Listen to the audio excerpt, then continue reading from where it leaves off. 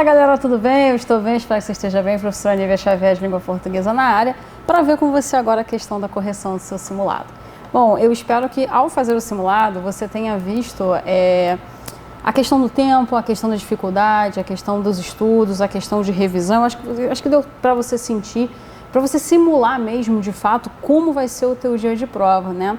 Como que você vai estar naquele dia. Ah, Nívia, mas é um simulado que eu sabia que se eu não fosse bem não teria problema. A ideia do simulado é você dispor desse tempo aqui para que você consiga observar, conseguir fazer a questão, não conseguir, nossa, esse assunto aqui eu não lembrava, caramba, esse aqui eu preciso revisar, não, esse aqui eu tô show de bola, tá tudo tranquilo, tá favorável, tá dominado, é 10. Então, o simulado, galera, ele serve para isso. E eu realmente espero que você tenha gabaritado o simulado de português. Ah, Nívia, é impossível gabaritar o simulado de português. Não, não é.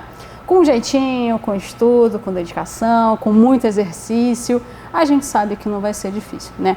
E se você conseguiu perceber, houve uma leve mudança na tua banca do concurso, né? Ela já não traz mais tantos textos como outrora trouxera. Agora ela está com textos menores, as questões estão um pouco mais objetivas. Para muitos alunos, há uma dificuldade maior, né, com esse modelo de banca, esse modelo de prova agora que a tua banca adotou. Mas para outros facilitou pela questão da leitura. Eu espero que você realmente tenha feito um excelente simulado. Eu espero que você realmente gabarite o simulado de língua portuguesa, que é muito importante para você, é muito importante para a gente, é muito importante para todo mundo. Vamos lá? Sem delongas, vamos à correção do simulado.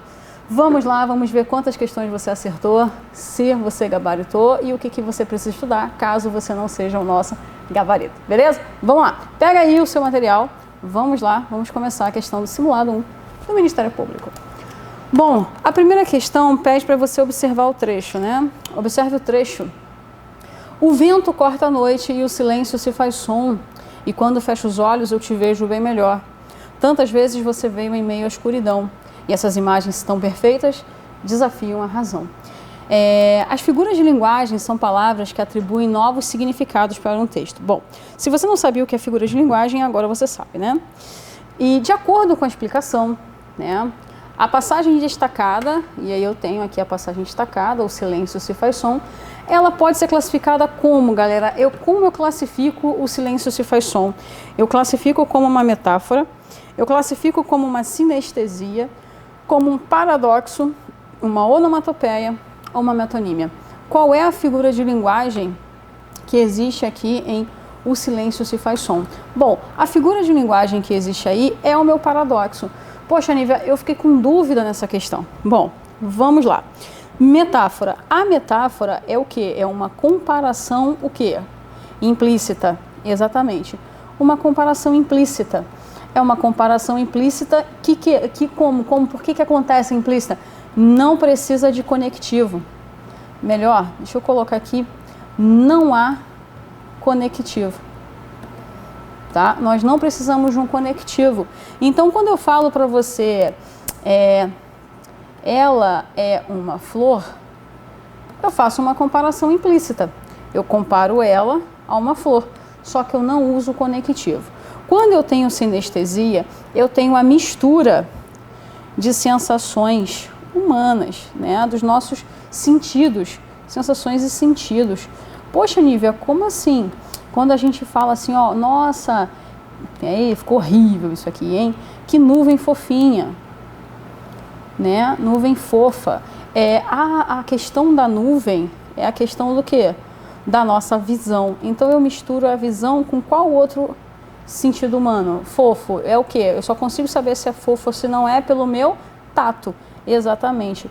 Então eu misturo a visão e o tato. Já o meu paradoxo são duas ideias que não coexistem juntas, tá? Como assim duas ideias que não coexistem juntas? O silêncio se fazer som. Se eu tenho silêncio, automaticamente eu não possuo som. Mas a música está dizendo para você que o vento corta a noite e o silêncio se faz som. Se eu peço silêncio, galera, é para você ficar em silêncio, não emissão de som. E aí é onde consta o nosso paradoxo, né? São ideias, o quê? Contrárias. São ideias opostas. e justapostas, né, uma ao lado da outra, como você está vendo aqui, elas não possuem sentido, tá? Onomatopeia é a repetição não, perdão, é você produzir sons, né? Tic-tac, o zum-zum de pessoas, au-au, miau, cocó, né? Se eu melhorar aqui a palavra sons, são essas situações, tá? Então eu tenho aqui, ó, a cocó, au-au, o zum-zum, o tic-tac, tá? São os meus sons. E a metonímia eu tenho quando eu troco o produto pela marca, a parte pelo um todo, né? Então, por exemplo, quando eu falo que eu vou comprar Nescau, na verdade eu não vou comprar Nescau. O Nescau é o meu achocolatado em pó, tá? Então aí como vocês puderam ver, eu não tenho outro senão o silêncio se faz som. Como é que eu posso pedir o silêncio e ao mesmo tempo o silêncio ser um som, tá? A questão já começou aí te exigindo figuras de linguagem. Questão de número 2. Segundo a transitividade verbal, o verbo destacado em "e essas imagens estão perfeitas" desafiam a razão. O verbo desafiar está em voga, ele está marcado para você. E se nós falamos em transitividade verbal, nós falamos da questão do verbo ser ligação, transitivo, intransitivo e tudo mais, né? Então ele pergunta, e essas imagens estão perfeitas, desafiam a razão. Desafiam. Qual é a transitividade do verbo desafiar? Ele é um verbo de ligação? Ele é um verbo transitivo direto e indireto? Ele é um verbo intransitivo? Ele é um verbo transitivo direto ou ele é um verbo transitivo indireto? Bom, Nívia, automaticamente eu tenho um verbo transitivo direto. Nesse contexto, quem desafia, desafia alguma coisa. Desafia o quê? As imagens estão perfeitas, galera, elas desafiam necessariamente o quê? A razão. Então, esse meu verbo, ele é um verbo transitivo direto, que quem desafia, desafia alguma coisa, desafia o quê? A razão. E a razão é o meu objeto direto, tá? Lembra lá que para ser um verbo de ligação, eu tenho, por exemplo, ele é legal. Eu tenho o sujeito e o seu predicativo ligados pelo verbo de ligação, tá? Para ser transitivo direto e indireto, eu preciso de 2 complementos, né? Entreguei a carta a Maria. Então eu preciso de um objeto direto e de um objeto indireto para ter um verbo transitivo direto e indireto. O verbo intransitivo é aquele que não precisa de complemento, certo? E se ele não precisa de complemento, o cantor morreu. O cantor morreu. Pronto.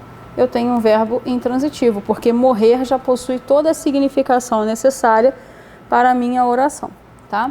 Para ser um verbo transitivo direto é o nosso gabarito, tem que desafiar alguma coisa, desafiar o quê? Né? Então ele precisa de um complemento direto, não preposicionado, né? O transitivo direto é aquele que não possui preposição. Já o indireto é aquele que precisa sim de preposição. Nívia? Precisamos de tempo. Quem precisa de alguma coisa. Precisamos de quê? Então, automaticamente, eu pergunto de quê e o que eu terei será o meu objeto indireto e a preposição está necessariamente aqui, tá? Então, na minha questão de número 2, o meu gabarito é letra D de dado, verbo transitivo direto. Como vocês puderam ver, não há outra possibilidade. Questão de número 3. Observe o trecho. É mais do que um céu de 1000 estrelas, mais do que uma nota na canção. Numa simples folha é um poema que fala direto ao coração. O termo destacado é... Bom, nosso termo destacado é o quê? Né? E automaticamente a gente está perguntando para você o seguinte, ele é uma partícula expletiva, ele é uma conjunção integrante, ele é um pronome indefinido, ele é um pronome relativo ou ele é uma conjunção coordenada? E aí, galera, coordenativa, o que o meu que é nessa situação? Bom, nessa situação, ele é um pronome relativo. Poxa, Nívia, por que ele não é uma partícula expletiva? Galera, partícula expletiva, ela apenas realça, né? Ou também partícula de realce. Ela só realça, ela só está ali para dar um charme na tua oração. Existe um ditado popular muito interessante que é: vão-se os anéis, ficam os dedos, né? Então eu tenho o vão-se os anéis, perdão, ficam os dedos, né? Esse C aqui, ele é expletivo. Eu não preciso dele. Eu posso dizer: vão os anéis, ficam os dedos, tranquilamente. Então, uma partícula expletiva é essa, né? A ideia de você retirar e não ter necessidade. E fala pra mim, esse Q ali, se eu retiro ele dali, ele é uma partícula expletiva de realce? Ele pode ser tirado dali que ele não vai fazer diferença? Não, não é, tá? Ele é uma conjunção integrante. Lembra lá, conjunção integrante vem ao lado de quem? Conjunção integrante vem com verbo, né? É quando eu tenho, por exemplo, sabemos que você viria. Ou melhor, que você virá. Aqui, ó, esse que, ele está ligado a um verbo e, neste caso, ele é uma conjunção integrante. Tá? Por que, Nívia? Porque ele integra, ele introduz uma oração subordinada substantiva. No caso, se formos classificar, objetiva direta, que quem sabe, sabe alguma coisa, né? Sabemos o que. Tá? Então, aqui ele é uma conjunção integrante. Pronome indefinido, ele é um pronome indefinido. Quem são os nossos pronomes indefinidos? Eu tenho não, eu tenho, perdão, gente, não, nada. Eu queria escrever nada e saiu não. Nada, eu tenho jamais, eu tenho tudo, eu tenho todo, eu tenho ninguém, eu tenho alguém, tá? E por aí vai, mas o que não figura entre os meus pronomes indefinidos. Pronome relativo, como já falamos, deixa eu só falar para você que conjunção coordenativa ele pode ser? Não, porque quem são as minhas conjunções coordenativas? Eu tenho ficou horrível isso aqui. As adversativas, né? Eu tenho as adversativas, mas, porém, e por aí vai. Eu tenho a aditiva, né? Quem são as minhas aditivas? Eu tenho o e, o nem, e por aí vai. Eu tenho as minhas alternativas, que são o ou, o ora, e por aí vai. Eu tenho ainda as minhas conclusivas, né? Que são o portanto, o pois, e por aí vai. E por último eu tenho as explicativas. Quem são as explicativas? O pois também, o porquê, né? E por aí vai. Então, o que não está aí. Então, não é coordenado. Se houvesse a possibilidade de dizer que ele é um pronome relativo, que se alguém quisesse te enrolar, dizendo que ele introduz oração adjetiva, beleza. Agora, as outras possibilidades, não. O que é um pronome relativo, gente? É quando faz referência a algo que já foi dito no discurso. Então, este que aqui, ele retoma alguém. Mais do que uma nota na canção, numa simples folha, é um poema que fala direto ao coração. Ele retoma quem? Exatamente isso. Ele retoma o poema. Numa simples folha, poema. O poema fala direto ao coração. Então, só para você ter noção, ele é sim um pronome relativo, ele retoma, inclusive poema é substantivo. E você lembra lá, quando o que vem ao lado de um substantivo, de um pronome ou de um adjetivo, ele é uma conjunção integrante, um pronome relativo, tá? Então, fica aí para você a dica, fica aí para você o gabarito e a explicação da questão de número 3. Questão de número 4. Se gritar pega ladrão, não fica um, meu irmão. Né? Se gritar pega ladrão, não fica um, meu irmão. Samba do bacana, né? Reunião de bacana, cartola. Se gritar pega ladrão, não fica um, meu irmão. O termo destacado é o ser, ele possui valor semântico de condição, concessão, causa, comparação, consequência. O meu gabarito é condição, né? Caso grite pega ladrão, se gritar pega ladrão, não fica um, meu irmão. Então não tem nem o que explicar. É uma condição, é uma condicional, porque eu gritei, Não. Mas se eu gritar, né? Aí tem a questão da condição. Então, fica aí para você. Questão de número 5, o texto publicitário ao lado tem o objetivo de... Bom, aí já é uma questão que envolve um pouquinho de interpretação textual, porque você tem que olhar para o saco de açúcar ao lado e aí você tem que perceber algumas nuances, né? Vamos lá. O saco, primeiro, ele é o maior visual que nós temos aqui. Depois, o maior visual que nós temos é o nome, né? O que tem nesse saco é açúcar. E aí, gente, ele simula, nessa situação, ele simula uma barriga. Aqui, ó. Ele simula uma barriga. Inclusive, botou até um biguinho fofo ali, né? Que bonitinho, né? Ele simula uma barriga. Não sei se você percebeu na tua prova, mas era importantíssimo ter percebido que bem aqui no canto, ó, tem escrito assim, ó, mude sua embalagem. E aqui eu tenho um açúcar magro. Eita, Nívia, eu não tinha visto não. Pois é muito importante que você se atente aos detalhes de um anúncio publicitário, tá? O texto publicitário, o anúncio publicitário, ele é dessa forma. Então, o que acontece aí? Mude sua embalagem. Então, eu tenho dois contrapontos.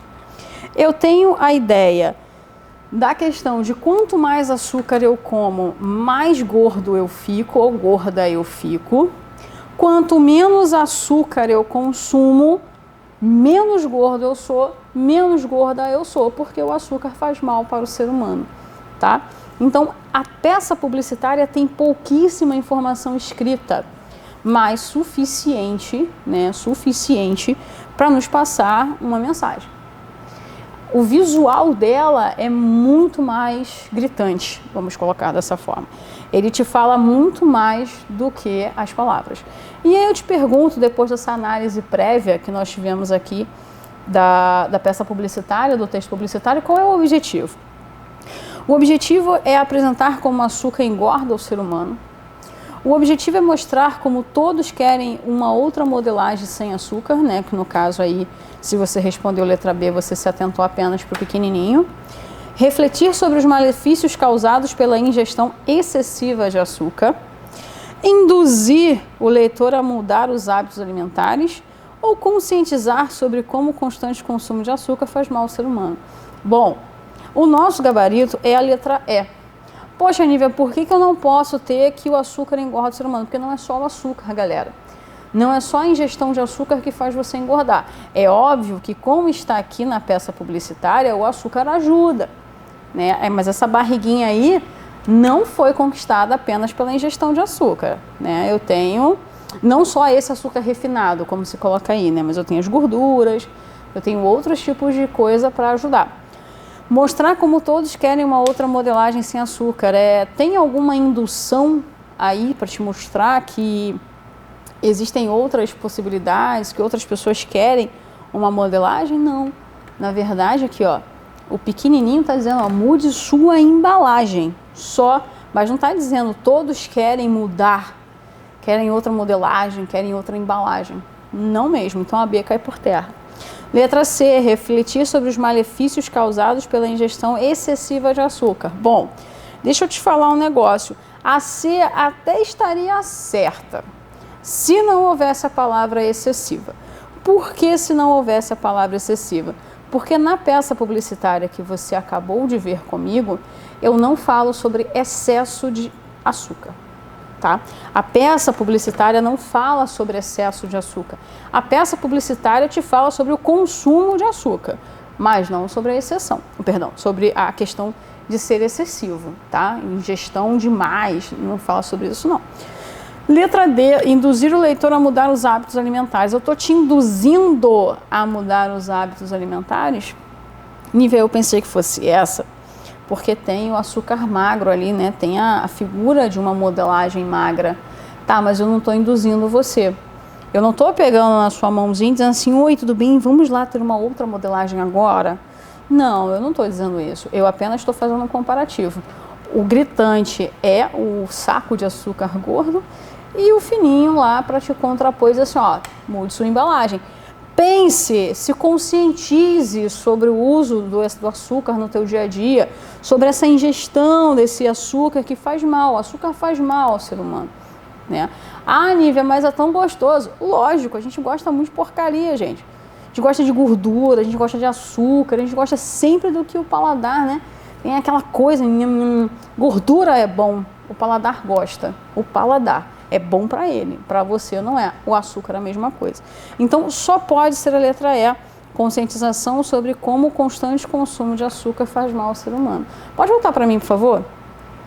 Para você ter uma ideia de como o ser humano ele tem essa questão, né, do açúcar, muitos pediatras hoje em dia eles não falam para você deixar seu filho ingerir açúcar até determinada quantidade de anos, né? Eu tenho amigos que têm filhos e têm filhas e eles falam, não, meu filho só bebe água. Aí uma vez eu perguntando, né, conversando, eu falei assim, mas por que seu filho só bebe água? Não, porque ele não pode consumir açúcar agora. Eu só posso tentar introduzir o açúcar para ele quando ele fizer 2 anos e meio, 3 anos. Eu falei, nossa, que interessante. E aí você fica se perguntando aqui, mas é só um suquinho. Então, assim, na geração atual, a minha geração, por exemplo, foi uma geração que cresceu comendo açúcar pra caraca. A gente comia Danoninho, a gente comia, Nescau. O Nescau era adoçado com açúcar, ele já vinha adoçado, mas a gente colocava mais açúcar, né? Eu lembro que o Nescau da escola era extremamente doce. Estudei em escola pública, então a gente tinha o leite com chocolate de manhã, quando a gente entrava, né? E era muito doce, né? E eu lembro disso perfeitamente. Nós consumíamos açúcar demais, né? A geração agora que está vindo aí já não pode, porque exatamente essa questão da gordura, de fazer mal, já há toda uma conscientização para que não se tenha mais esse consumo exagerado do açúcar no nosso dia a dia. Até mesmo se você fizer uma reeducação alimentar hoje, eles falam, acabou, é pouquíssimo carboidrato e o nível de açúcar lá embaixo. E aí você vai se adaptando. No início é chato, porque você quer comer açúcar toda hora, você sente falta e depois você vai se adaptando, seu organismo limpa daquilo, fica limpo daquilo e aí fica mais fácil para você lidar com isso. Nívia? Eu fiz. Então hoje, assim, o açúcar que eu consumo é pouquíssimo, é só para não passar mal, porque eu tenho problema com hipoglicemia, né? Minha glicemia é muito baixa e se eu retirar completamente esse açúcar, assim, né, que eu consumo de outras formas, tem alimentos que possuem, tipo a fruta, tem muita frutose e tudo mais. E se eu não de vez em quando consumir uma balinha, um pirulito, aí o pessoal fala, quem olha minha mochila, quem olha minha bolsa, fala assim, nossa, mas a professora come muito açúcar. Não, eu preciso ter dentro da mochila, dentro da bolsa, alguma bala, algum pirulito, alguma coisa, porque se eu tiver uma crise na rua, eu preciso comer açúcar. É horrível isso, mas paciência, né? Cada um vem com um tiltzinho no organismo, eu vim com esse tiltzinho no meu organismo. Então a questão do número 5 falava sobre a conscientização da forma como estamos ingerindo açúcar e como esta criatura faz mal para nós, seres humanos. Beleza? Então vamos à questão de número 6, Questão de número 6 diz para você o seguinte, assinale a opção em que a frase apresenta erro no sinal indicativo de crase. Então vamos lá. Onde eu tenho erro na crase? Fomos a Roma de nossos sonhos, informamos a tua tia o quanto ela ganhou na festa, compramos roupas a partir de R$20, o posto de gasolina fica à distância de 300 metros, ou iremos até a praia lavar os pés. Qual é o erro de acento indicativo de crase que nós temos? Número 6, letra C, tá? Número 6, letra C. Poxa, Nívia, mas eu não entendi porque os outros não estão errados. Porque, por exemplo, eu vou a Roma e eu volto de Roma. Então, não deveria haver crase ali. Sim, mas olha só, deixa eu te explicar um negócio aqui que eu acho que você vai lembrar. Quando o destino estiver especificado, a crase ocorre. Nívia, putz, eu esqueci essa regra. Pois é, eu sei que quem vai volta a dar, né? Vou a, volto de, volto de, crase, para quê, né? Vou a, volto da, crase a. Beleza, mas se esta regra aqui do vou a, volto de, o meu destino estiver especificado, cara, aí já era, a crase acontece, como no caso da letra A, fomos a Roma de nossos sonhos. Não é qualquer Roma, é a Roma dos nossos sonhos, tá? Na letra B, você lembra que com o pronome possessivo, ele é possessivo feminino, ele é facultativo, tá? Então eu posso ter aí tranquilamente. Agora na letra C não, né, galera? A letra C ela fica gritante porque eu tenho um verbo e não se usa crase, né, diante de verbo. A letra D, a palavra distância, também está especificada. Lembra lá, né? Quando vou e volto da, crase A. Quando vou, volto de, crase para quê? Mas se especificar, crase haverá, tá? Então lembra isso aí, tá? Iremos até a praia lavar os pés, facultativo também depois da preposição até. Pode haver crase em a praia ou não. Então o único caso errado mesmo é a letra C. Mais uma, questão de número 7.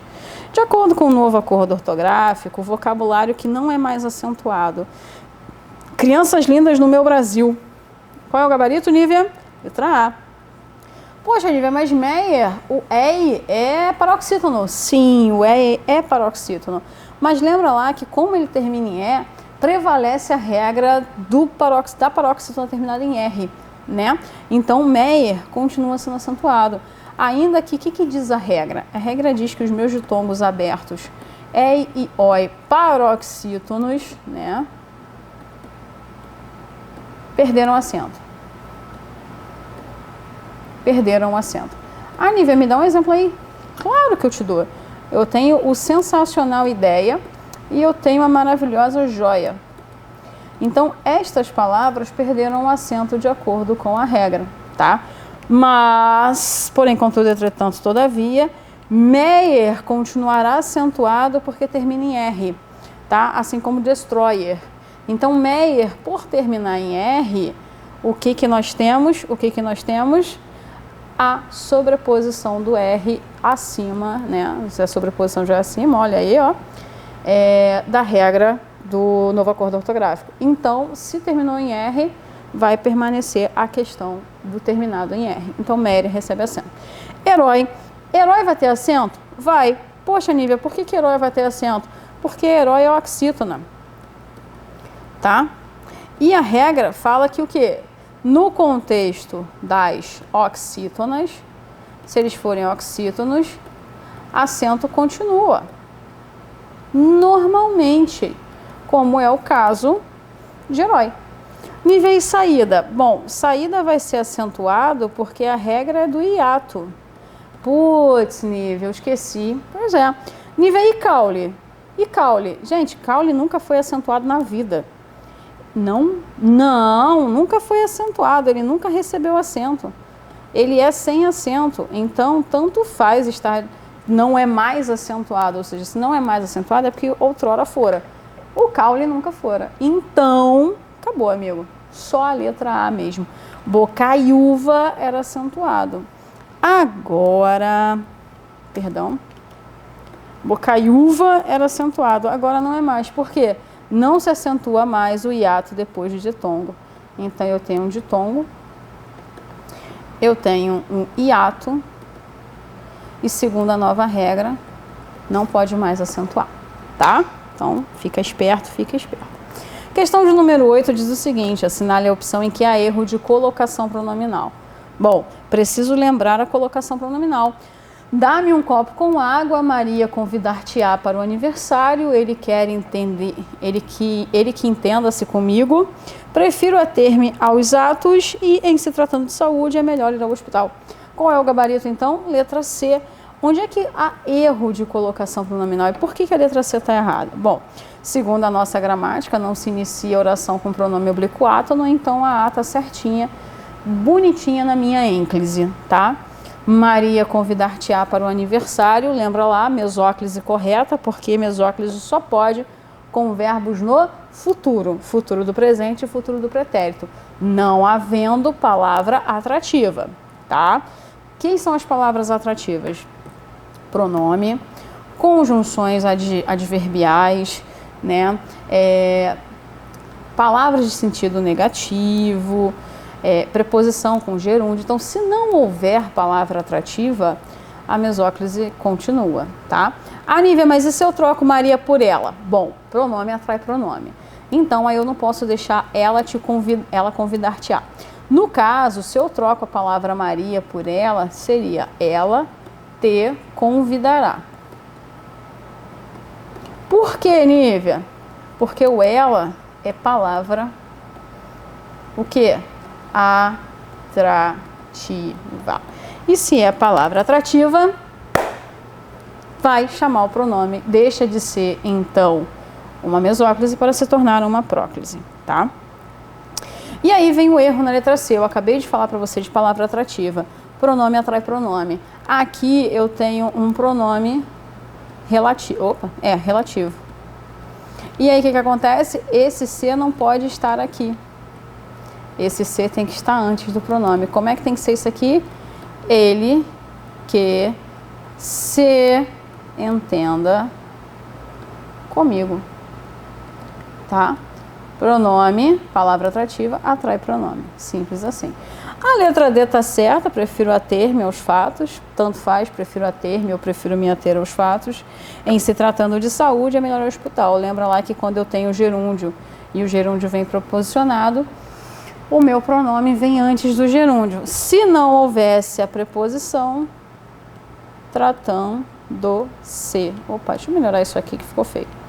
Tratando-se, tá?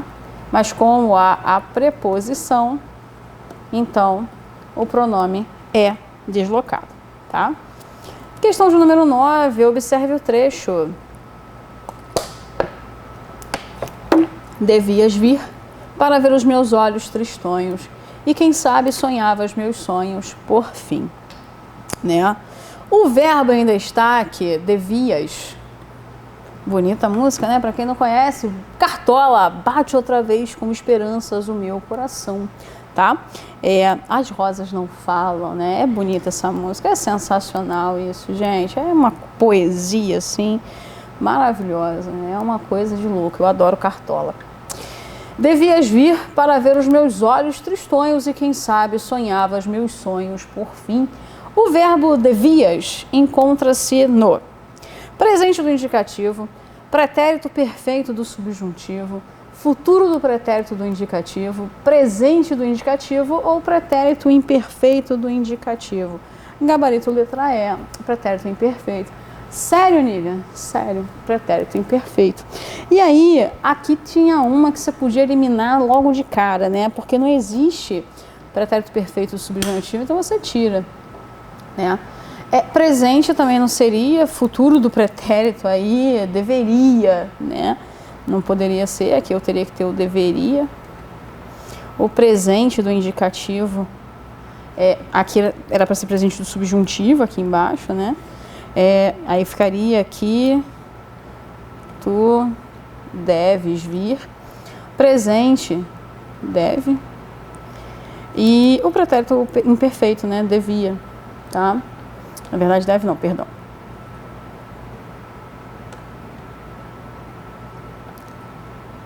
Deves, perdão. E aí, não foi o que tivemos. O que tem ali é o devias. Mas, Lívia, dever é segunda conjugação. Sim, é segunda conjugação. Então, por quê? Por que não é, sei lá, outra coisa? Porque, gente, aqui, ó, o radical do verbo vem até o V. Eu entendi que você achou que por causa do V, só verbos que conjugassem o pretérito imperfeito na primeira conjugação é que teria o V. O problema é que o verbo dever ele já vem com o V no radical. Lembra lá que a terminação do pretérito imperfeito é o meu ia. Então, eu vou juntar o radical deve com o meu ia e eu falo devia. Como na segunda pessoa eu preciso do S, devias, tá? Então, lembra lá, tá? Eu tenho aqui radical, eu tenho desinência modo temporal e eu tenho desinência número pessoal.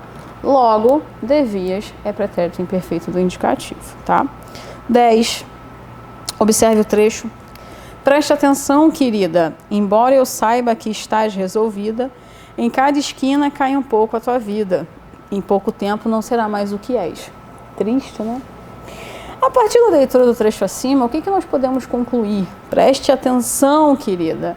Embora eu saiba que estás resolvida,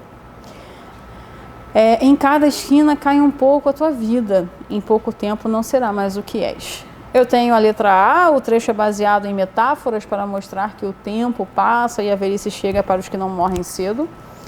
O trecho conta como o eu lírico aconselhou sua amada a ter cuidado com as peripécias da vida ao longo do tempo. O trecho apresenta uma declaração de preocupação do narrador da história ao pedir que sua querida prestasse atenção às esquinas pelas quais passava. O trecho mostra a preocupação do eu lírico com a formação do caráter de sua amada, já que ele menciona que em pouco tempo não será mais o que és. Ou o trecho alude às fases da vida da mulher amada. O nosso gabarito é a letra A. Poxa, Nívia, por quê? Bom, a letra E nunca poderia ser porque não há ideia ali de fases da vida da mulher amada, né? Não é só porque ele fala que em cada esquina cai um pouco a tua vida, em pouco tempo não serás mais o que és, que vai ser a ideia de uma fase da vida da mulher amada, não é? Preocupação com a formação de caráter, só porque ele fala em pouco tempo não será mais o que és, também não há preocupação com caráter. Declaração de preocupação do narrador da história ao pedir que a querida preste atenção em cada esquina pelas quais passava, mas prestar atenção por quê? Qual é o problema que há pelas esquinas? Também não. Letra B, o trecho conta como o eu lírico aconselhou sua amada. Se conta é uma narração, não há indícios de narração, então também não. Só a letra A mesmo. Mais uma, questão 11. Fim da tempestade, o sol nascerá. Quando a gente desenvolve essa oração, qual é a oração que nós temos? Já que a tempestade findou, o sol nascerá. Se a tempestade findou, o sol nascerá. Caso a tempestade findasse, o sol nascerá. Quando a tempestade findar, o sol nascerá. Mesmo que a tempestade finde, o sol nascerá. E aí? Nosso gabarito é a letra D. Já que a tempestade findou, o sol nascerá. Não, porque a relação que eu tenho na oração reduzida de gerúndio ali é uma relação temporal. Tá? É uma oração adverbial temporal reduzida de gerúndio, tá? Olha o NDA aqui, ó. Eu tenho um gerúndio que me dá a ideia de temporal. A letra A me dá a ideia de causa. A letra B me dá a ideia de condição. A letra C também me dá a ideia de condição. Então, se você não marcou a letra B, você também não marcaria a letra C. E ainda há um problema. Caso a tempestade findasse, o sol nasceria, tá? Eu não havia visto isso, Nívia. Tá, cuidado. E na letra B, que você também não percebeu, se a tempestade se findasse, tá? O sol nasceria. Eu também tenho desvio aqui e você não percebeu. Então, se você não marcou a B, você também não marcaria a letra C. A letra E, mesmo que a tempestade finde, o sol nasceria, né? Também não pode. Além disso, me dá a ideia de concessão. A única que me dá a ideia de temporal é a letra D, tá? Quando a tempestade findar, o sol nascerá, tá? Aí é para você observar se você consegue colocar os conectivos da forma como eles devem ser colocados. Agora eu entendi, Nívia. Agora para mim dá tudo certo. Beleza. Questão de número 12. Vamos lá. Observe o trecho. Bate outra vez com esperanças o meu coração, pois já vai terminando o verão, enfim. Volto ao jardim com a certeza que devo chorar, pois bem sei que não queres voltar para mim. Queixo-me as rosas, que bobagem, as rosas não falam, simplesmente as rosas exalam o perfume que roubam de ti. Ai, devias vir para ver os meus olhos tristonhos, e quem sabe sonhava os meus sonhos por fim. Quanto à interpretação desse texto, desse belíssimo texto, né? O que a gente pode concluir? Que o eu lírico está saudoso em relação à amada, que não pode mais estar com ele. Que a amada do eu lírico fez a opção de ir embora e deixá-lo para nunca mais voltar. A morte da amada faz com que o eu lírico não gostasse mais do verão. As rosas se tornaram a perfeita lembrança da mulher amada, uma vez que nelas o eu lírico sente o cheiro da amada. O eu lírico entende que não faz sentido conversar com as rosas, que por sua vez não podem falar. E aí eu falo para você que o gabarito é a letra A. Nível, eu fiquei com dúvida nessa questão, porque eu bem achei que seria a letra D de dado. Não pode. Vamos analisar. A letra E não pode porque ele não é que ele entenda que não faz sentido conversar com as rosas, por isso que ele não vai falar. Ele desabafa com as rosas exatamente pelo fato da amada não estar ali, de não mais querer voltar, de não mais poder voltar, né? Então não é isso. A gente não pode inferir que de tudo que ele falou, o ponto principal é o fato dele não poder conversar, porque não faz sentido. A letra D diz que as rosas se tornaram a perfeita lembrança da mulher amada, uma vez que nelas o eu lírico sente o cheiro. Na verdade, elas não se tornaram a perfeita lembrança da mulher amada, porque eles só falam o quê? As rosas só exalam o perfume que roubam da amada. As rosas não são a amada. Então, a letra D também não, porque não é a perfeita lembrança. Ele só tem a questão do cheiro. A morte da amada faz com que o eu lírico não gostasse mais de verão? Como assim? Bate outra vez com esperanças no meu coração, pois já vai terminando o verão, enfim. Só por isso, e de tudo isso, é porque ele não gosta do verão? Não, gente, nem pode constatar um negócio desse, de que ele não gosta do verão por causa da morte da mulher amada, também não tem como. A amada do eu lírico fez opção de ir embora e deixá-lo para nunca mais voltar. Onde está a opção, meu amigo, minha amiga? Não há opção. Ela morreu. A ideia é a de que ela morreu, né? Pois bem sei que não queres voltar para mim. O querer voltar, nesse caso, na verdade não é nem um querer do querer. Tipo, não, eu vou voltar, amor, calma aí, tá? Não, é de um não poder mesmo. É de um não poder. Pois bem sei que não queres voltar para mim. Ele está num jardim. Ela morreu. Não é que ela não queira voltar, ela nem pode voltar, tá? Mas não foi uma opção dela, tá? Então, a amada dele morreu. Ele está saudoso em relação a essa amada que não pode mais estar ao lado dele. Tá? Então ela não pode. Ela não tem essa ideia. E na cabeça dele, na cabeça do eu lírico, o fato dela não vir é porque ela não quer voltar. Talvez aí nós possamos entender, quem sabe, para quem acredita, a ideia de uma reencarnação, né? Ela não quer voltar, ela não quer reencarnar e voltar a ser minha? Não sei. Pode ser um devaneio meu absurdo aqui agora também, fazendo a interpretação com vocês, tá? Mas não é uma opção da amada ter ido embora. Ela morreu, tá? Então, o eu lírico está saudoso em relação à amada, que não pode mais estar ao lado dele. Questão 13. É impossível nesta primavera, eu sei, impossível, pois longe estarei, mas pensando em nosso amor, amor sincero, se eu tivesse autonomia, se eu pudesse gritaria, não vou, não quero. Escravizaram assim um pobre coração. É necessário a nova abolição para trazer de volta a minha liberdade. Se eu pudesse gritaria, amor. Se eu pudesse brigaria, amor. Não vou, não quero. O nome do texto acima, né, dessa música maravilhosa aí, continuamos com Cartola, é Autonomia, composição do nosso mestre Cartola. No texto fica claro que o eu lírico não possui autonomia. E qual passagem evidencia o fato do eu lírico não ter autonomia? É impossível nesta primavera, eu sei, é necessário a nova abolição, não vou, não quero, para trazer de volta a minha liberdade. Se eu pudesse, gritaria, amor. Bom, não vou nem discutir com você. Se pudesse, eu gritaria. Ele pode? Não, porque ele não tem autonomia. Então, se pudesse, gritaria, amor. Questão número 13, letra E. Na 14, eu destaco para você o se eu pudesse, gritaria, amor. E aí eu te falo, o termo destacado é o quê? É um aposto, é um vocativo, é um objeto direto, é um objeto indireto, ou é o predicativo do sujeito? Gabarito, nossa letra B de bola. Não é um aposto, lembra lá o que é um aposto? Um aposto é uma informação adicional que eu coloco no meu texto, pode ser explicativo, especificador, enumerativo, distributivo, né? Podem ser resumitivo também, né? Podem ser 5 formas. Não é um aposto. Objeto direto, ele está completando o verbo aqui. Se eu pudesse, o que eu pudesse? Se eu pudesse, gritaria. Não, amor, não. é indireto, não tem nem preposição aqui com amor para ser indireto. Para ser predicativo do sujeito, eu precisaria de um verbo quê? Verbo de ligação, tá? Eu possuo um verbo de ligação ali? Não. O poder-se é o verbo poder.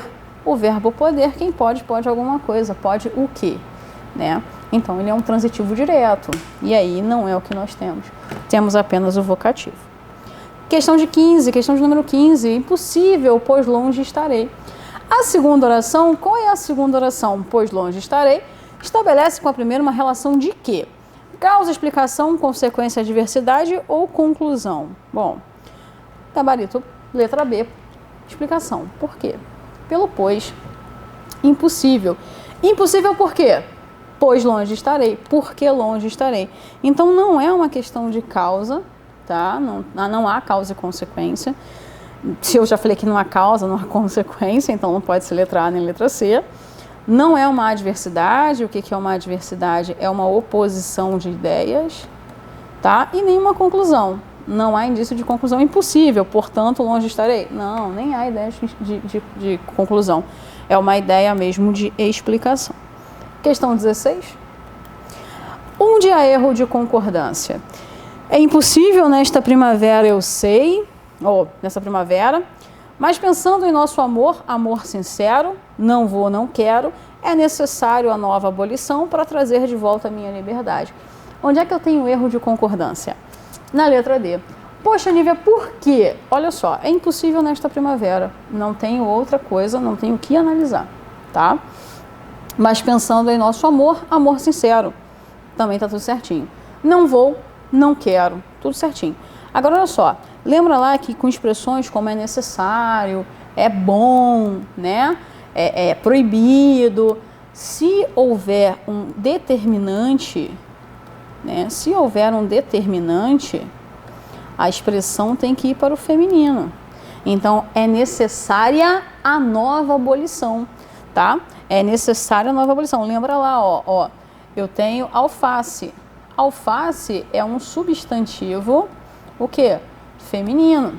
O que diz a regra? Se eu disser que alface é bom, é porque eu não tenho determinante. Então, se eu troco, é bom alface. Tranquilamente, tá? Aqui eu não tenho determinante. Agora, se eu fizer a alface, deixa eu colocar mais pra cá, peraí. Se eu fizer a alface, é bom. Vou inverter. É bom a alface. Aí eu tenho um problema. Por quê? Porque há determinante. Eu tenho determinante. Se eu tenho determinante, não pode ficar no masculino, tem que ir para o feminino. É boa a alface. A mesma situação para a letra D. É necessário nova abolição. Só que como há um determinante necessário a nova abolição, eu não posso ter o necessário porque eu tenho um determinante. Então eu preciso do necessário. É necessária a nova abolição, tá? Questão 17. Assinale a alternativa em que ocorre derivação parasintética. Futuramente, deslealdade, aproximação, desigualdade, expropriar. Bom, futuramente. Futuramente a derivação o quê? Bom, desculpa, o gabarito é letra E, tá? Vamos chegar lá. Futuramente a derivação o quê? Futuramente a derivação sufixal, tá? Deslealdade, eu tenho prefixo e eu tenho sufixo. Então, eu tenho derivação prefixal e sufixal, tá? Ah, Nível, eu acho que agora eu tô lembrando do que você tá falando aí. Eu acho que agora vai, hein? Tomara. Depois disso, eu tenho aproximação. Aproximar. Agora eu entendi. Eu tenho aqui, ó, o ação. Então, eu tenho derivação o quê? Sufixal. Eu entendi agora. Exatamente isso daí. Agora você entendeu o que eu quis te dizer. Agora eu entendi. Agora eu já sei. E aí, o que nós temos a partir dessa situação? Desigualdade. Desigualdade, eu tenho a mesma situação da letra B. Eu tenho derivação prefixal e sufixal. Ah, então é isso. Sim, galera, é isso. E aí, como é que faz com a questão do expropriar? Como é que faz com a questão do expropriar? Aí sim vem a nossa derivação parassintética, galera. Poxa, Nívia, por que a derivação parassintética? Bom, porque quando a gente faz a derivação parassintética, lembrando da parassintética, eu tenho, por exemplo, a palavra amanhecer. A derivação parassintética, ela me diz automaticamente que eu preciso de um prefixo e eu preciso de um sufixo colocados simultaneamente para que a minha palavra exista. Então, se eu retiro o A e se eu retiro o EC, a minha palavra mãe não existe. Agora você entendeu. Ah, eu não tinha pensado por esse lado, Nívia. Você não tinha pensado por esse lado, mas eu pensei. E aí essa palavra não existe. Como é que faz com expropriar? Como é que faz com expropriar? A palavra é próprio. A palavra é próprio. Então, se eu tirar o ex, se eu tirar o ar, não existe próprio. Não existe próprio. Então, se eu tirar o prefixo e o sufixo, a minha palavra não existe. E se a minha palavra não existe, ela é uma derivação parassintética. Caraca, Nívia, agora que eu prestei atenção nisso. Sim, agora que você prestou atenção nisso e agora que eu coloquei para você tranquilamente. Ah, beleza. Questão então, questão de número 18. Observe o texto. Ninguém faz mais juras de amor no juramento, ninguém vai-se embora do morro do adeus.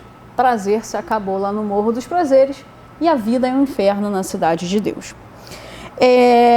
O trecho acima é composto por orações coordenadas assindéticas, oração coordenada assindética e orações subordinadas adverbiais temporais, oração subordinada substantiva e orações subordinadas adjetivas, orações coordenadas assindéticas e oração coordenada assindética aditiva ou orações absolutas. E aí? Como é que faz? Bom, o nosso gabarito é a letra D. Nívia, onde é que estão as orações assindéticas? Bom, ninguém faz mais juras de amor no juramento. Ninguém vai-se embora do morro do adeus. Tem orações coordenadas assindéticas. Lembra lá? A assindética é aquela que não possui conjunção. Prazer se acabou lá no morro dos prazeres. Mais uma. Agora aqui eu tenho uma aditiva. E a vida é um inferno na cidade de Deus. Então, eu tenho 3 orações coordenadas assindéticas, tá? Eu tenho 3 e eu tenho uma aditiva, tá? Então, era isso que a questão queria de você. Questão 19. Observe o trecho. O galo já não canta mais no canta-galo. A água não corre mais na cachoeirinha. Menino não pega mais manga na mangueira. E agora que cidade grande é a rocinha. Em relação ao trecho acima, conclui-se que é baseado em antítese para contrapor os nomes e os lugares, aponta para a realidade vivida em cada lugar do Rio de Janeiro, mostra que as relações foram mudando à medida que as autoridades tomaram conhecimento das situações, apresenta como a vida nas favelas muda com o passar do tempo, é confeccionado com visões antagônicas que exploram a realidade local. Bonito, né? Mas a nossa gabarito é a letra A. Não é confeccionado com visões antagônicas que exploram a realidade local. Não há exploração da realidade local, tá? Não há uma exploração. Apresenta como a vida das favelas muda com o passar do tempo? Na verdade, não. Não mudou, não é questão de mudar. O galo já não canta mais no canta-galo, então as favelas mudaram por causa disso. Não. Esse trecho ele fala muito mais do que isso. Mostra que as realidades foram mudando à medida que as autoridades tomaram conhecimento. Onde é que tem autoridade ali, minha gente? Não tem autoridade. Aponta para a realidade vivida em cada lugar do Rio de Janeiro. Todos os lugares do Rio de Janeiro possuem essa realidade? Não. mas é baseado em uma antítese. Uma antítese para contrapor os nomes e os lugares. Galo não canta no cantagalo, água não corre na cachoeirinha, menino não pega manga na mangueira, e agora cidade grande é a rocinha. Né? Rocinha, roça pequena, né? E cidade grande. Então você tem a contraposição das antíteses aí para fazer a questão do trecho, tá? Letra A. Questão 20. De acordo com as regras de acentuação, a palavra água é acentuada por ser... Ih, caraca, Nívia, agora eu não sei. Ah, moleque, letra E, uma paroxítona terminada em ditongo. Sério, Nívia? Sério, gente. Monossílaba tônica terminada em A, pela madrugada. Água eu divido, tá? Então aqui eu tenho a última e eu tenho a penúltima. A penúltima sílaba nós chamamos paroxítona, tá? E aí eu preciso ver a regra da paroxítona. É uma proparoxítona? Nunca. Paroxítona terminada em A, tem paroxítona terminada em A? Não, não tem paroxítona terminada em A. É uma oxítona terminada em A? Não, não é uma oxítona terminada em A, mas é uma paroxítona terminada em ditongo, água. Olha o meu ditongo, inclusive eu vou beber minha água também agora. Questão 21. Observe o trecho. Tire o seu sorriso do caminho que eu quero passar com a minha dor. Hoje para você eu sou espinho, espinho não machuca a flor. Eu só errei quando juntei minha alma à sua. O sol não pode viver perto da lua. E no espelho que eu vejo a minha mágoa, e minha dor e os meus olhos rasos d'água. E na sua vida já fui flor, hoje sou espinho em seu amor. O texto é construído com base no sentido conotativo, pois apresenta o sentido real das palavras. É denotativo, pois apresenta o sentido figurado das palavras. É conativo, pois há um emprego do sentido figurado. É conotativo, pois há um emprego do sentido figurado.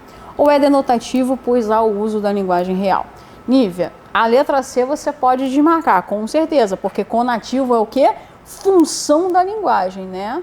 Então, se é uma função da linguagem, não há que se falar em conotativo ou denotativo, né? Vamos lá. Conotativo é o sentido real? Não. Conotativo é o sentido figurado. Logo, denotativo é o sentido real. Então, a A e a B estavam descartadas. A C não existe para nós nesse momento. Nosso problema era a D ou a E. Só que, como é que eu posso tirar o sorriso de um caminho porque eu quero passar com a dor e hoje eu sou espinho?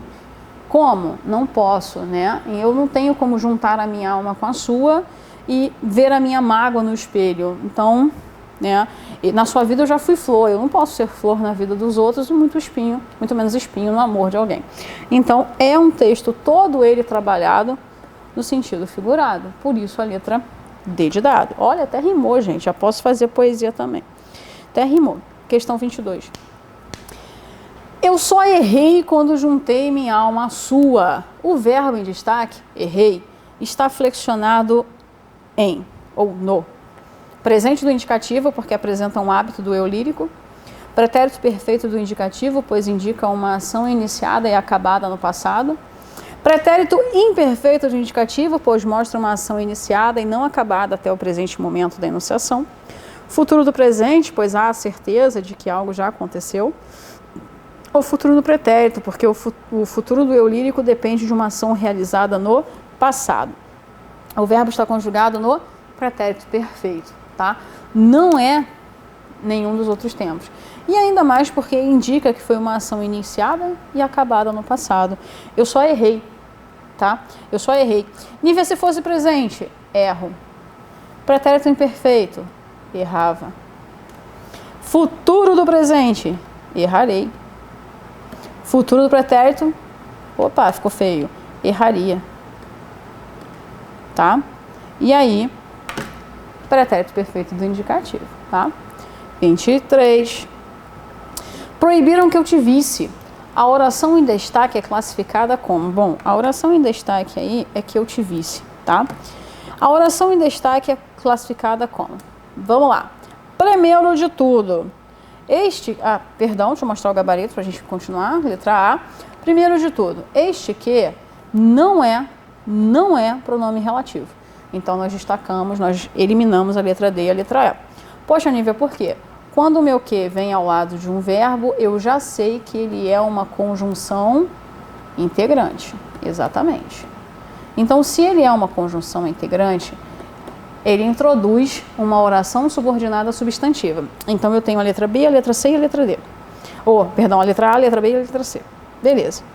Para ser predicativa, só pode ser predicativa se houver verbo de ligação.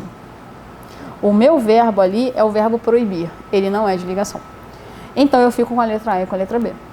Meu gabarito foi letra A, porque não pode ser objetiva indireta. Quem proíbe, proíbe alguma coisa. Proibiram o que? Que eu te visse. Então, objetiva direta. Funciona, é uma oração que funciona como objeto direto, tá? Questão 24. Nosso amor perguntará, e daí? E daí?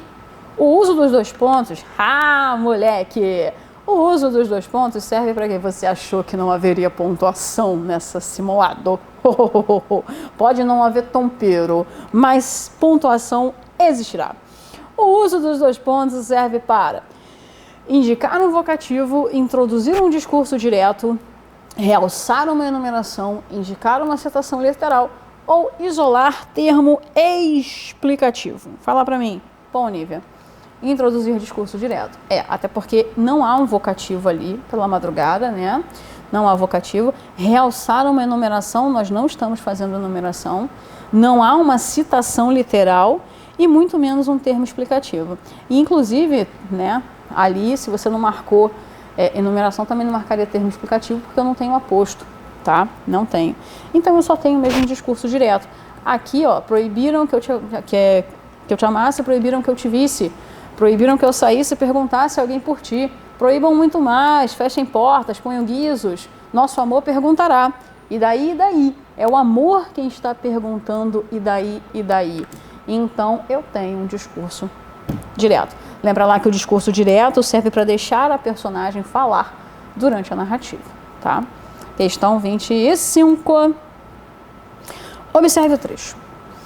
Às vezes parecia que, de tanto acreditar em tudo que achávamos tão certo, teríamos o mundo inteiro e até um pouco mais.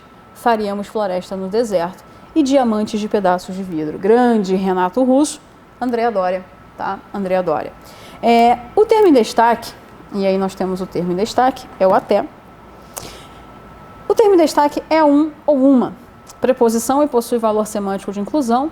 Advérbio e possui semântica de limite. Conjunção e possui valor de adição. Preposição e possui valor semântico de limite. Advérbio e possui valor semântico de inclusão. Nosso gabarito é a letra E, é um advérbio e possui um valor semântico de inclusão. Caramba, Nívia, é sério? Sério, galera. Eu sei que você estuda todos os outros advérbios, mas existe um advérbio que ele é o até. O até, ele é muito mais visto como preposição, mas nesse caso, ele é um advérbio. E por ser um advérbio, ele está colocando ali a ideia de inclusive. Teríamos o mundo inteiro e inclusive um pouco mais, tá? Caramba, Nívia, sério? Sério, sério, sério. E aí ele vai ter o valor de inclusão, beleza? Não é uma preposição, não é uma conjunção, é um advérbio com valor de inclusão. Questão 26. Tirinha da turma da Mônica, né? Maurício de Souza, eu tenho aí o meu querido Chico Bento. Chico Bento olha para uma placa e está dizendo o seguinte, assim, ó, proibido subir na bananeira, na goiabeira. Ele olha para um lado, olha para o outro e diz assim, não, tá. Aí o cara vem com a cara de brabo, sabe? Pô, tô brabo pra caraca. E ele, Chico Bento, fala, mas eu não subi na goiabeira, subi no Zé Lelé. Então, assim, ele pegou a goiaba que ele queria comer, mas ele realmente cumpriu a placa, tá, gente? Ele cumpriu a placa bonitinho. Ele não subiu na goiabeira. Ele subiu no Zé Lelé. Até aí, o cara não tem muito o que argumentar, porque ele cumpriu a placa, né? Mas vamos à questão. Em relação à variação linguística, a fala do Chico Bento caracteriza a linguagem informal, pois o menino está entre amigos, o jargão somente conhecido por pessoas que moram no interior, A linguagem técnica para se defender de ter pegado a goiaba. A variação regional, porque apresenta o dialeto tipicamente carioca. Ou a linguagem situacional, pois a forma de Chico Bento falar depende da situação e do ambiente em que está inserido. Meu gabarito é a letra D de dado, né? E aí não precisa nem falar, né? Ele não usa uma linguagem informal porque ele está entre amigos, ele usa o dialeto caipira, né? Classificado tipicamente como caipira. Não é um jargão somente conhecido por pessoas que moram no interior, não. O jargão, ele depende da classe, né? Da profissão que a pessoa tem, assim como a linguagem técnica, né? Assim como a linguagem técnica. Linguagem situacional, pois a forma de Chico Bento falar depende da situação e do ambiente? Não, independe. O Chico Bento fala assim, é característica dele o dialeto tipicamente caipira. Então ele não tem essa linguagem situacional. O que é a linguagem situacional? Eu estou diante de uma autoridade, eu vou usar a linguagem formal. Eu estou diante dos meus amigos, eu vou usar a linguagem informal. Não é isso, tá? Então, letra D de dado. Próxima questão, 27. Observe o quadrinho abaixo. É grave, doutor? Vamos colocar desta maneira. Se eu conseguir te curar, serei mundialmente famoso. Né? E aí, né? É grave, né? É grave. Na fala do doutor há um pronome catafórico, ou seja, um pronome que faz referência a um termo posterior. Olha que bonitinho, se você não lembrava o que é um pronome catafórico, a questão trouxe para você. Ó, deixa eu voltar à questão. É grave, doutor? Vamos colocar desta maneira. De que maneira? Se eu te curar, então ele está fazendo referência a algo posterior, né? Qual é o algo posterior? Se eu te curar, serei mundialmente famoso. Então faz referência a isso. Quando isso acontece, nós temos um pronome catafórico, tá? Pronome catafórico. O pronome catafórico é o quem? Bom, já te dei spoiler, já te falei que era o desta, porque eu inclusive circulei o desta para você, tá? Então é o desta. O vamos é verbo, não pode ser pronome. O ser é uma conjunção, vou até marcar para você, né? Opa, pênalti feio. O vamos é um verbo, o ser é uma conjunção condicional, tá? O eu é um pronome do caso reto, pronome pessoal do caso reto. E famoso, olha lá, ó, serei mundialmente famoso, ou seja, o famoso aqui é um adjetivo, tá? Então, só quem é um pronome catafórico é o desta, tá? 28. O uso da vírgula, você achou que não haveria vírgula, né? Se enganou de novo, não pode haver tompeiro ou cocância, mas a vírgula vai haver sim. Por que o paciente usa vírgula? Vamos voltar ao paciente. É grave, doutor? A vírgula aqui do paciente, ela está sendo usada para quê? Ah, Nívia, o doutor é o quê? Doutor é vocativo. Então, meu gabarito na 28 só pode ser letra C. Eu não tenho aposto, não isola um termo deslocado, não isola termo de mesma função sintática e não separa orações. É um vocativo. 29. Onde há erro de regência na 29? Lembrou-se de que tinha prova, assiste em Resende, assistiu ao campeonato todo, avistou ao cargo do diretor da empresa, preferiu ficar em casa do que sair. Nosso gabarito é... Quem prefere, galera, prefere uma coisa a outra. Então, preferiu ficar em casa a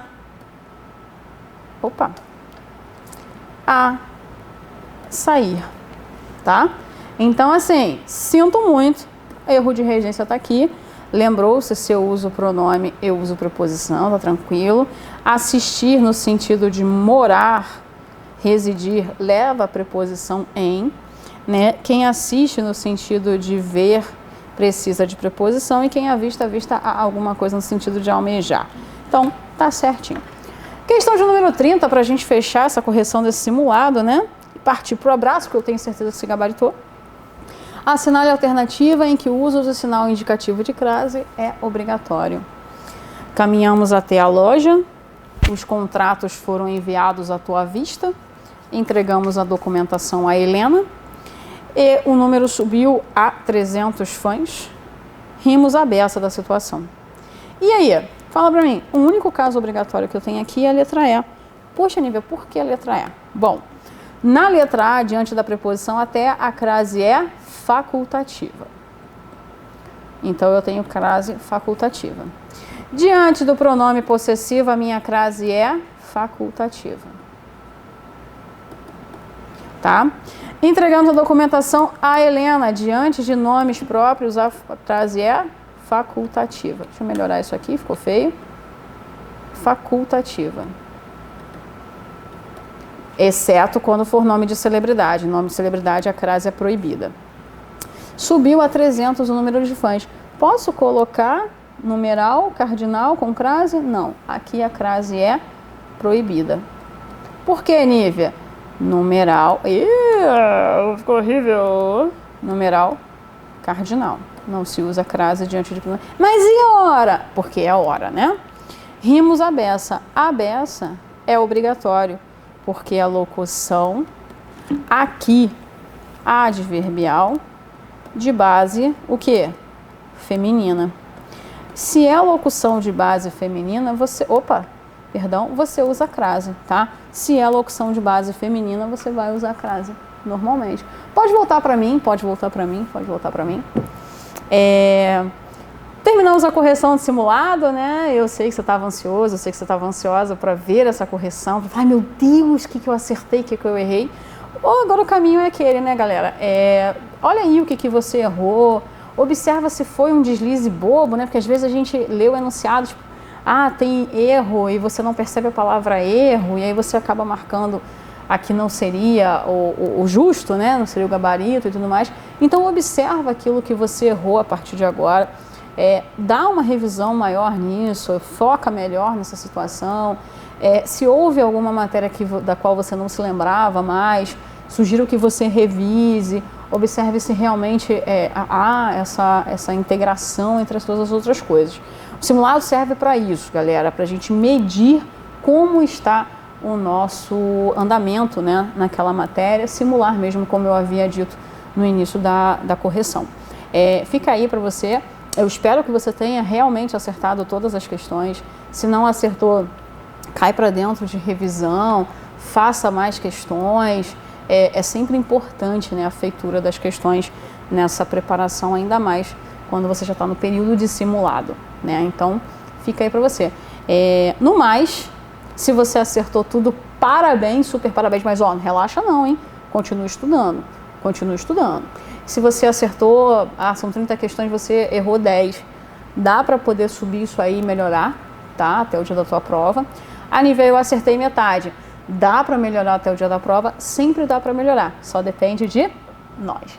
Eu espero ter te ajudado. Fica com Deus e até a próxima.